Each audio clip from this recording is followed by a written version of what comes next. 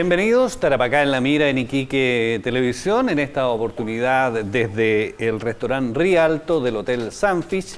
Vamos a conversar sobre patrimonio, sobre lo que tenemos en nuestra ciudad, en nuestra región, la importancia que tiene este patrimonio, la arquitectura de la época salitrera y por supuesto también de este incendio que ocurrió hace pocos días en la ex aduana y que realmente fue impactante para todos los iquiqueños.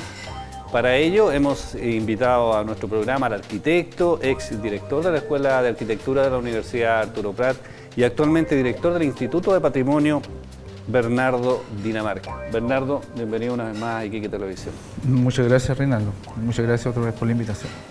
¿Qué tan grave fue este incendio, Bernardo? Tuvimos el incendio del Palacio Mujica hace algunos años. 7 años, sí. ¿Cierto? 7 años y prácticamente, bueno, no quedó nada, ¿cierto? Ahí en la avenida Baquedano, nada, ¿cierto? Hay un sitio Riazo ahora. Y afortunadamente pareciera que la ex aduana no fue tan grave. ¿Qué es lo que pasó realmente? Bueno, yo diría que lo grave tiene dos aristas. En el plano físico, me parece que apunta a esto de que es bastante, no se quemó de partida, no le pasó la gravedad del Palacio Mujica. Y los daños físicos que se obtuvieron de este siniestro son recuperables, absolutamente recuperables. Hay maneras de abordar la restauración de esa forma en que se quemó la aduana, en que se produce una carbonización inicial de las principales piezas, vigas, entrepisos, maderas y pilares fundamentales. Y hay maneras y técnicas de recuperación que incorporan esta capacidad que tiene la madera de carbonizarse y apagarse sola a veces en esto, ¿no? Eso me llama la atención, porque en el caso, ¿cierto?, cuando uno ve un inmueble de madera siempre piensa que lo único que van a quedar son cenizas. En el caso del Palacio Mujica fue así, digamos. ¿Por qué acá no ocurre lo mismo? Bueno, yo diría que fue por las condiciones del Palacio Mujica, que es un incendio bastante declarado en un momento en que el edificio parece con muchas intervenciones dentro, era bastante más divisiones, ¿ya? No tenía la envergadura de la aduana. Y no tiene estas estructuras fundamentales tan categorizadas como en la aduana. O sea, tú ves la aduana, está constituida por estos grandes pilares y este gran patio central que constituye como su núcleo y por fuera tiene un muro de piedra que es bastante importante también dentro de lo que puede hacer un siniestro. El Palacio Mujica absolutamente entero de madera, lo tomó el fuego de una manera categórica. Acá en la aduana fue posible intervenir en un momento en que el fuego era capaz de solamente salir por este gran vacío central que tenía y al momento de atacar eso, y la propia madera en estas dimensiones que yo te digo, actúa también ayudando porque son maderas aisladas. En el caso de Mujica son muchos diafragmas, entonces son muchas, llamémoslo así, placas de madera todas juntas, ¿no? No hay estructuras fundamentales que están solas resistiendo el embate del fuego, sino que están unidas a otras piezas y son de menores dimensiones. La aduana es otra escala. Entonces, ¿Y eso es porque está planificado el edificio para que eso resista el fuego o es una condición fortuita, digamos, ¿cierto?, lo que ocurrió? No, yo diría que no es fortuito, es una condición física de esta madera. Es un mito también de que hay que tener mucho miedo con la madera. En grandes dimensiones es capaz de producirse este fenómeno, que grandes piezas se apagan. O sea, yo no digo que se apague entera, pero sí grandes piezas se apagan, digamos, como fue lo que ocurrió en la aduana, en los pilares, en algunos muros, ¿no? Y eso es recuperable, o sea, esperemos que cuando se traten de recuperar no se pasen por palitos quemados y alguien se los lleve y los reemplace por otro, digamos. Hay que tener ojo con eso. Hay que tener muchísimo ojo con eso. Ya. Oye, a propósito de eso, y lo conversamos antes de partir el programa, yo te comentaba que normalmente cuando ocurren estos siniestros tan grandes en la ciudad, por lo menos los que hemos conocido en los últimos 15, 20 años, la gente, ¿cierto?, y las autoridades muestran su preocupación, vemos, ¿cierto?, en los distintos medios de comunicación, declaraciones de todo tipo, que esto no puede ser, ¿cierto?, que hasta cuándo, que vamos a perder nuestro patrimonio, pero después pasan 2, 3 días, una semana y sería todo, volvemos a foja cero y seguimos con la ciudad con las mismas, ¿cierto?, situación que potencialmente puede detonar, digamos, una tragedia de esta envergadura. ¿Qué es lo que pasa ahí? ¿Realmente no estamos bien claros respecto del valor que tiene preservar este patrimonio? Yo diría que parte de eso. Llevamos más de 30 años en esto, o sea, desde que vino Roberto Montandón y fue capaz de identificar la serie de conjuntos que, por ejemplo, acompañan la arquitectura de Baquedano. Si uno recorre el casco histórico, encuentra notables ejemplos de esta arquitectura salitrera que no están registrados, ni valorados, ni preservados. Y lo que sucede ahí tiene que ver con la legislación, ¿no? Nuestra legislación en general lo que hace es solamente favorecer la preservación, en términos de entre comillas, ¿no? Preservar, pero no incorpora el concepto de protección, o de reciclaje, o de refuncionalización. Entonces, al no estar incorporado esta otra arista, hace de que en general la ciudadanía, que es un factor súper importante a reconocer en cualquier proceso cultural, ¿no? Los ciudadanos son importantes en cualquier realidad hoy en día, no sea capaz como de adentrarse en las posibilidades que tiene de participar de esto, ¿no? Porque claro, se acomoda a que esto está preservado. Hay una norma, hay una normativa que dice cómo se preserva. Preservémoslo, es como dejarlo en vinagre, digamos. Pero no hay ninguna cosa de acción en la cual la ciudadanía o otras instituciones, hablábamos recién de bomberos, puedan participar de una medida de protección valedera, real. Entonces, preservar en el fondo es mantener lo que tenemos tal cual está. Mantener tal cual. Ya. No está ninguna medida adicional, digamos. Claro, y nuestra normativa lamentablemente no favorece, como te digo, algunos sistemas o medidas de protección, o tampoco favorece la refuncionalización, ¿no? Entonces, o el reciclaje, no está estipulado.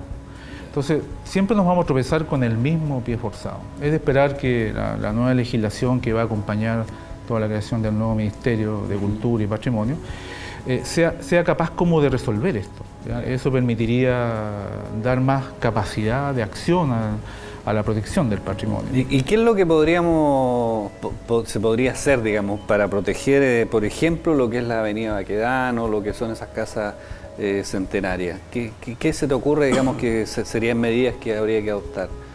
Bueno, lo que sucede es que cuando esta legislación solamente contiene esta idea de que las cosas se mantienen como están y que pueden legislarse sobre esa condición nada más, y no favorece, por ejemplo, a los inversores o a los microinversores, que sería lo ideal, porque son ellos los que deberían estar como a cargo de algunas de las decisiones en patrimonio, se produce esta falta como de cuidado también, ¿no? En que favorece que el abandono, la obsolescencia de los materiales no sean vistos como una posibilidad de participar en estas recuperaciones, ¿no?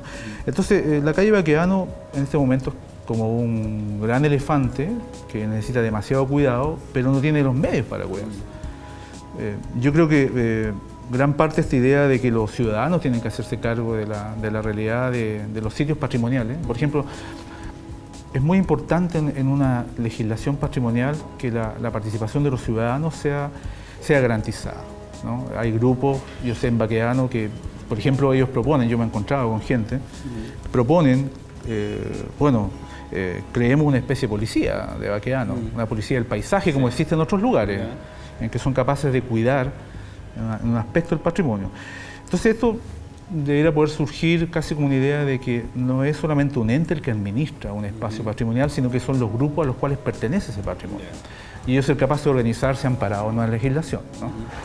Otra cosa que tiene que darse para que se cuide de una buena manera es que exista también una acción multidisciplinaria a la hora de tomar decisiones y que éstas se hagan, ojalá, consensuadamente en el tiempo necesario. Por ejemplo, esto que pasó en la aduana, sucede lo que tú dices, ¿no? Hay un momento en que de repente estamos llenos de expertos, llenos de decisiones, de gente que hay que hacer esto, pero en realidad eso no es lo apropiado, porque puede ser que las decisiones, al no estar avaladas en algún tipo de norma apropiada, se tomen apresuradamente y se tomen decisiones que no correspondan dentro de lo que significaría una buena acción. Cuando uno conversa con los propietarios de algunos de estos inmuebles, Bernardo, y me ha tocado el caso, lo único que encuentra son quejas, digamos, son quejas, ¿cierto?, porque ellos no pueden intervenir mayormente sus inmuebles, hay muchas restricciones respecto de lo que pueden hacer.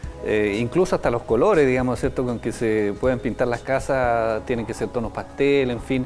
y no hay incentivo, digamos. Yo le preguntaba al dueño de uno de estos inmuebles que está cerquita de Palacio Toreca, de esta casa museo que se denomina, ¿cierto? Y me decía, por ejemplo, que la instalación eléctrica que tiene la casa es la original, digamos, que es de los años 40, o en algún minuto se cambió, pero por ahí por los 40, de esos ciertos conductores que eran como cordeles, digamos, ¿cierto? Ese tipo. Entonces me decía, bueno, aquí no hay, el Estado, ¿cierto? No hay ninguna institución que nos diga, mira, pueden cambiarlo, tienen que cambiarlo de esta manera, hay recursos para esto.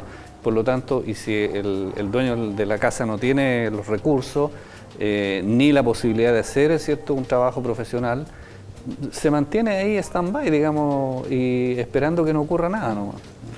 Claro, es muy cierto, lo que tú dices tiene que ver con eso que decíamos al principio, que es muy necesario que se incluya en las normativas y en la legislación que seguramente va a tener que estudiarse nuevamente a partir del nuevo ministerio, normas que tengan que ver con la protección. Eso es protección, es decir, debiera haber un sistema incluido en la normativa que hable sobre las instalaciones. No lo hay actualmente, ¿no? Eso se deja un poco en manos del criterio del dueño, que en este caso no tiene muchas posibilidades económicas de asistencia, y por lo tanto tampoco está en quién debiera administrar esto a nivel de la administración, y resulta que sigue en un estado de fragilidad el bien, o el bien patrimonial, porque no hay manera en que esté incorporado en esta legislación estas acciones, y que, vuelvo a reiterar, debieran aparecer características en las cuales se pueda favorecer a quienes son dueños de esto. O sea, hace mucho tiempo que venimos abogando en todo el país, diría yo, sobre la posibilidad de que los dueños de espacios o que vivan en monumentos, no necesariamente en monumentos históricos, pero en sitios patrimoniales, tengan algún tipo de capacidad de retorno, como liberación de impuestos, que esto favorezca y que la legislación favorezca definitivamente a los inversores y fundamentalmente a los microinversores, que son los dueños, para generar estas mejoras. Pero eso debe estar escrito. Hoy día no hay nada de eso escrito. Bueno, vamos a hacer un alto en nuestro programa. Estamos conversando con Bernardo Dinamarca, director del Instituto del Patrimonio, aquí en nuestra ciudad, en nuestro programa Tarapacá en la Mira en Iquique Televisión. Vamos a la pausa y ya estamos de regreso con ustedes.